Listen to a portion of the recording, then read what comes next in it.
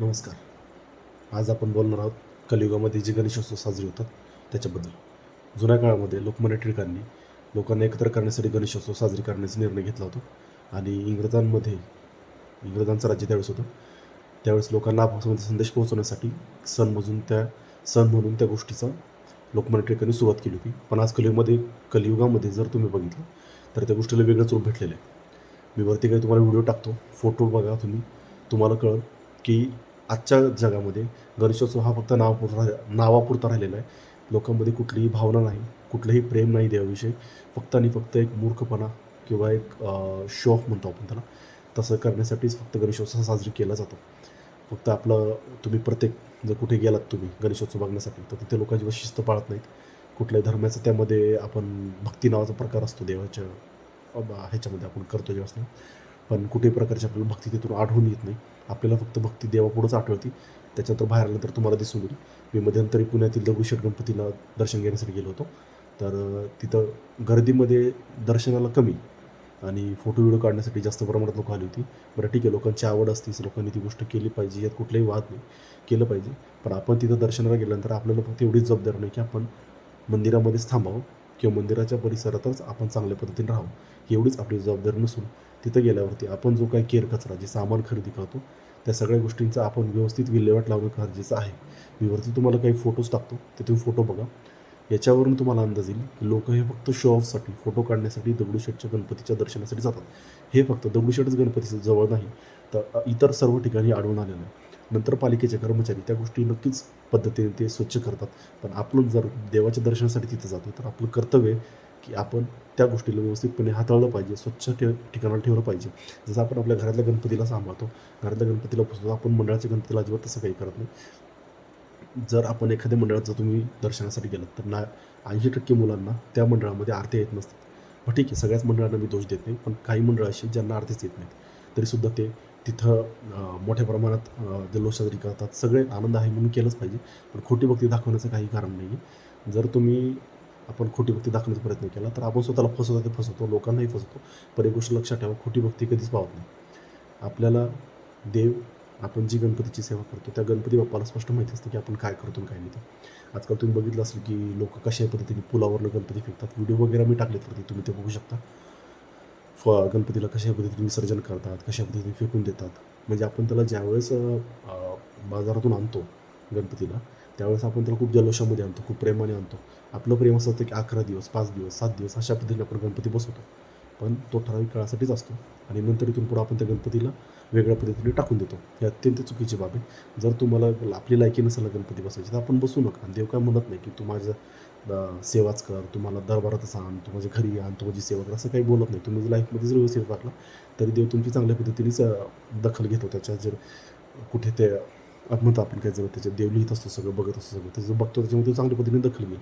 त्याची इच्छा असं नाही की तुम्ही मला घरात आणा, माझी सेवा करा, माझी पूजा करा. तुम्ही जर व्यवस्थित वागलात तर काही फायदा नाही ना. जर तुम्ही व्यवस्थित वागलात तर देव थोडी तुम्हाला शिक्षा वगैरे देणार आहे. आज जर तुम्ही बघितलं की आपण नद्यामध्ये गणपतीचं विसर्जन करतो, पण त्यानंतर त्या मूर्तीची हालत काय होती आपल्याला माहीत नसतं. आपण फक्त आपल्या सुखासाठी, आपल्या समाधानासाठी गणपतीला आणतो, नंतर नदीमध्ये कशा पद्धतीने फेकून देतो. आता तरी सरकारने एक मध्यंतरी एक खूप चांगल्या पद्धतीची योजना आणलेली आहे की कृत्रिम तलावामध्ये ते गणपती विसर्जन करतात. पण काही लोक मूर्ख असतात, जे बोलतात की शास्त्रात असं लिहिलेलं आहे की गणपतीला वाहत्या पाण्यामध्ये सोडायचं, हे करायचं, ते करायचं. तसं काही नाही आहे. जरी शास्त्र सांगत असं, तर निसर्गाला जमणं हे सुद्धा देवाच्या भक्तीपेक्षा मोठे काम. निसर्ग हा सुद्धा देवच आहे. आपण त्याच्यापेक्षा जर निसर्गाला जास्त जपण्याचा प्रयत्न केला, तर गणपती बाप्पाला अधिक पद्धतीने आवडेल, असं माझं तरी स्पष्ट मत आहे. लोकांना याच्यावर काय वाटतं ह्याची मला काही घेणं देणं नाही. तुम्ही जर बघितलं तर बऱ्या प्रमाणामध्ये आज जर मोठ्या मोठ्या प्रकारात मंडळामध्ये डी-जे वाजतात. सगळ्यात आनंदोत्सव साजरी केलाच पाहिजे. पण आनंदोत्सव साजरी करताना फक्त डी-जेचं एक करमणुकीचं साधन नसलं पाहिजे. तर त्याच्यामध्ये आपण जर साऊंडचा ऐवजी खर्च केला, त्याच्यासाठी जर आपण अन्नदान वगैरे लोकं करतात. मंडळामध्ये भरपूर प्रमाणात अन्नदान किंवा सगळ्या गोष्टी, सत्यनारायणाची पूजा, सगळ्या गोष्टी परंपरेने पार पाडल्या जातात. पण डी-जे लावूनच कर्कश आवाजातून जोरजोरात सोडणं, लेझर लाईट सोडणं, तुमच्या मंडळापेक्षा आमचं मंडळ भारी, हे देवाची भक्ती करण्यात काही फायदा नाही, खोटी भक्ती करण्यात काही फायदा नाही. तुम्ही सांस्कृतिक पद्धतीने देवाचं विसर्जन करू शकता, त्याची मिरवणूक काढू शकता, त्याचा उत्साह साजरा करू शकता. जर तुम्ही विचार केलात तर तुम्ही ढोल ताशा पथक म्हणा, वारकरी संप्रदाय म्हणा, या सगळ्या गोष्टींना एकत्र करून सुद्धा गणेशोत्सवाची चांगल्या पद्धतीने आपण मिरवणूक काढू शकतो. पण आपल्याला तेवढं ज्ञान नसतं. आपण फक्त मोठेपणा दाखवण्यातच पुढे पुढे करतो. आपल्याला तेवढी म्हणजे देवाने बुद्धीच दिली नसते. आपल्याला जर तुम्ही विचार करा ना, आता तुम्ही जर शांत डोक्याने विचार केलात, आता नवीन एक पद्धत अजून एक मी तुम्हाला सांगतो. वेगवेगळ्या चित्रपटांच्या कलाकारांचे जे हिरो आहेत, त्या हिरोंचे मुखवटे किंवा एका देवाचं स्वरूप दुसऱ्या देवाला असं देण्याची पद्धत चालू आहे. मी 2-3 तुम्हाला फोटो टाकतो वरती. संत तुकाराम महाराजांचं एक शरीराची रचना आहे आणि त्यांचं जे मुख आहे ते गणपती बाप्पाचं लावलेलं आहे. एक स्वामी समर्थांच्या शरीराची रचना आहे, त्याच्यावरती मुख हे गणपती बाप्पाचं लावलेलं आहे. आणि अजून बरेच काही हिरो, पुष्पा वगैरे असे काहीतरी मध्ये तर निघलं होतं, बाहुबली निघला होता, असे बरेच प्रकार निघले होते. एक गोष्ट विचार करा, जर तुम्ही एक पुरुष आहात आणि तुम्हाला जर तुमचं शिर कापलं आणि एका बाईच्या शरीराला जाऊन लावलं, तुम्हाला आवडेल का? हे बरोबर आहे, कुणालाच आवडणार नाही. हे आपण एक प्रकारे देवाचा अपमान करतो. आपल्याला कोणी अधिकार दिला नाही की आपल्या करमणुकीसाठी आपण आपल्या शरीराची किंवा देवाच्या शरीराची अशी विटंबना करावी. तुम्हाला होत नाही ना, तुम्ही करू नका. करमणुकीसाठी काही करायचं नाही. देवाने तुम्हाला काही बोलत नाही, काही करत नाही, म्हणजे याचा अधिकार असा नाही की आपण त्या देवाच्या शरीराची काहीतरी विटंबना करायची. आपल्या शरीर दुसरं केलं तर, आपलं शरीर जर एखाद्या चुकीच्या व्यक्तीला, अंधापंग व्यक्तीला जमलं होतं, आपल्याला किती वाईट वाटेल. आपण म्हणाल आपल्या हातातली ताकद गेली, हे गेली, ते गेली. म्हणून देव हे करमणुकीचं साधन नाही, देवी श्रद्धेचं का. आज सुद्धा तुम्ही बघितलं असाल बऱ्याच ठिकाणी असे शॉप करणारे वेगवेगळ्या पद्धतीचे गणपती आलेले आहेत. पण अतिशय चुकीची गोष्ट आहे. जर आपल्याला देवधर्म करायचा तर योग्य पद्धतीने केला पाहिजे. जर तुम्हाला होत नाही तुम्ही करू नका. देवाने तुम्हाला प्रेशर दिलेलं नाही की तू माझ्या घरात आण, तू माझ्या घरातच बसव, तू माझी स्थापनाच कर, माझी पूजाच कर, असं काही करत नाही. लोकमान्य टिळकांनी कशा पद्धतीने गणपती बसवण्यासाठी किंवा एक सण म्हणून कसा चालू केला होता, आपण त्याला कसल्या पद्धतीने घेतोय याचा आपण कलियुगात विचार केला पाहिजे. नंतर एखादी जर आपल्यासोबत भविष्यात गोष्ट घडली तर आपण हे अंतःकरणाला विचारत नाही की आपण किती चुकीचं वागलो. 10 दिवस आपण गणपती बघायचो, तो पण तिथं 90% आपला मोबाईलच बाहेर असतो. ह्याचे फोटो काढ, त्याचे फोटो काढ. कलागुणांना वाव भेटलाच पाहिजे, एखादी मेमरी आपल्याकडे राहिलीच पाहिजे, मग त्याचा अतिस्त्राव नाही झाला पाहिजे. गणपती राहायला बाजूला आणि त्या बाकीच्या गोष्टीचं लय पुढाकार आपण मनामध्ये घेतो आणि त्या करतो. आपण फक्त या दगडूशेठला जा, लालबागला जा, अशा मोठ्या गणपतीसह आपण गेलंच पाहिजे, ते दर्शन पण घेतलं पाहिजे. पण तिथं जाताना याचा अर्थ असा नाही की आपण फक्त मोबाईलचाच वापर केला पाहिजे, मोबाईलला पूर्णपणे बंद केला पाहिजे. दुसरी महत्त्वाची गोष्ट अशी की आता तुम्ही बघितलं असेल की मध्यंतरीच्या काळामध्ये की तुम्हाला असा अनुभव आला असेल की VIP दर्शन हे गणपती बाप्पाला खूप आपण बघतो की पास काढायचं, पैसे द्यायचे आणि VIP दर्शन आपण पुढे जायचं. लालबागच्या ट्रस्टला 2025च्या गणपतीमध्ये आता जे बघितलं मी व्हिडिओज न्यूजच्या चॅनलच्या माध्यमातून की आता ते कितपत खरं आहे कितपत खोटे आपल्याला माहीत नाही, कारण आपण प्रत्यक्षात गेलो नाही. म्हणजे दिसते आपण त्याच्यावरनं फक्त एक आपला अनुमान किंवा आपलं एक मत मांडतो त्या ठिकाणी. बऱ्याच वेळेस आपण बघितलं की असे गर्दीमध्ये खूप चेंगराचेंगरी करत लोक तरडत खडत जातात आणि VIP पासने काही लोक जातात. एक गोष्ट लक्षात ठेवा, कधी पण तुम्ही कष्ट करत जर देवाकडे गेला तरच देव तुम्हाला भेटणार आहे, VIP पासने देव तुम्हाला भेटणार नाही. देवाकडेच जायचं. आपल्याला एखादी गोष्ट आपण जर वडिलांकडे मागायची किंवा एखादी आपण लहानपणी वर्गात बसल्यावरती शिक्षक ज्यावेळेस परीक्षा घ्यायचा त्यावेळेसच आपण पास व्हायचो. आपण डायरेक्ट पास झाल्यावरती आपल्या अंगामध्ये किंवा आपल्या बुद्धिमत्तेला कुठलीही गोष्ट पटत नव्हती किंवा ती गोष्ट आपल्या बुद्धीत शिरत नव्हती. आपण फक्त नाव मात्र पास व्हायचो. तसंच या पद्धतीने जर आपण VIP पास काढून जर डायरेक्ट आपण गेलो तर देवापर्यंतच्या मूर्तीपर्यंत जाऊ, पण देवापर्यंत आपली भावना आणि इच्छा किंवा विनंती कधीच पोहोचणार नाही. आपण हे स्टाईल म्हणून करतो. काही लोक आता मध्यंतरी बघितलं मी, काही लोक व्हिडिओज टाकतात, छान आहे ती गोष्ट, चांगली आपल्याकडे पॉवर आहे, ताकद आहे, पण आपण देवदर्शनासाठी कमीत कमी त्याचा उपयोग करू नये असं माझं तरी पर्सनल मत आहे. आपण असं विचार करावा की बाबा आपण जर मेहनत करून गेलो किंवा आपण देवाकडे चाललो, कमीत कमी इथं तरी माणसाने इमानदारी दाखवली की बेमानीला पण एक लिमिट असते, मर्यादा असते की बाबा इकडे आपण चाललो आहे तर आपण कसंही घुसायचं, पैसे द्यायचे, पंडितला 500 रुपये द्यायचे, पुजाऱ्याला 1000 रुपये द्यायचे, घुसलो आपण लाईनीमध्ये, ते गणपती बाप्पाला कधीच आवडणार नाही. आणि ते न आवडण्यासारखी गोष्ट आहे. आपण बेमारी करून जरी त्याच्यापर्यंत गेलो तरी कुणीच बघत नसलं तरी देव बघतो. आपल्याला वाटतं की आपल्याला देव ताकद देतो, पॉवर देतो, म्हणजे आपण पुढे जायचं. तसं नाही आहे.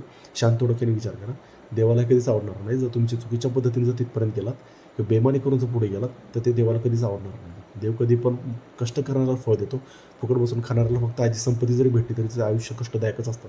एवढं सगळं चुकीचं करून आपण एखाद्या श्रद्धास्थान गेलो, एखाद्या दर्शन ठिकाणी गेलो, तिथं कचरा तसाच रस्त्यावर टाकायचा, तसंच पुढे निघून जायचं, घरी निघून जायचं. आपण त्याला आपलं घर समजत नाही, फक्त मंदिरापुरते आपण योग्य वागतो, बाहेर आपण घाण वागतो, VIP पासली जातो. मंदिरात गेल्यावरती आपल्याला आरत्या व्यवस्थित येत नसतात. एक डार्क रिॲलिटी की मंदिरामध्ये गेलं की आपल्याला आरत्याला कमी गर्दी आणि मिरवणुकीत नाचायला जास्त लोक असतात. नंतर हे जे काही पडसाद असतात आपल्याला पर्सनल लाईफमध्ये आपल्याला उमटताना दिसतात. मग नंतर आपल्याला कळतं की बाबा, नंतर आपण देवाला पुढच्या वर्षी परत म्हणतो की देवा माझ्या आयुष्यात असा त्रास झाला, तसा त्रास झाला, पण आपण आपल्या अंतःकरणाला कधी विचारत नाही की बाबा मी असंच चुकलो होतो, मी असंच केलं होतं का. तर लोकांना सत्य ऐकायची सवय नाही. लोक इतके बावट, आता वाईट शब्द नाही तो आपण बोलत नाही, पण मूर्ख लोक आहेत एक नंबरचे, की आपण केलेलं चूक आपल्याला दिसत नाही. आपण फक्त देवालाच दोष देतो, की देवाने असं केलं, देवाने तसं केलं, देव असा वागत देव तसं वागत नाही कधी. देव आपल्या कर्माचीच फळ देतो. आपण स्वतःला अंतःकरणाला कधी विचारत नाही, की आपण काय चुका केल्या त्या. जर आपली लायकी नाही ना, आपण पहिली गोष्ट तर ते गणेशोत्सव करूच नाही. फुकटचा देखावा दाखवूच नाही. आपल्याला फक्त 11 दिवस गणपती आपल्याला नंतर त्या गणपतीचे काय हाल झालेले असते आपल्याला माहितीच नसतं. शो ऑफ करणं, स्वतःचा फोटो टाकणं, त्यामध्ये रील्स काढणं, सगळ्या गोष्टी स्वतः फेमस व्हा ना. पण त्या गणपतीचा कशाला चुकीचा उपयोग करता.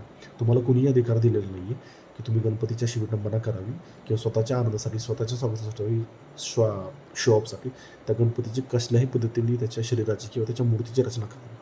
ज्या दिवशी देव खरंच चिडल त्या दिवशी आपल्यापैकी कोणीही राहणार नाही.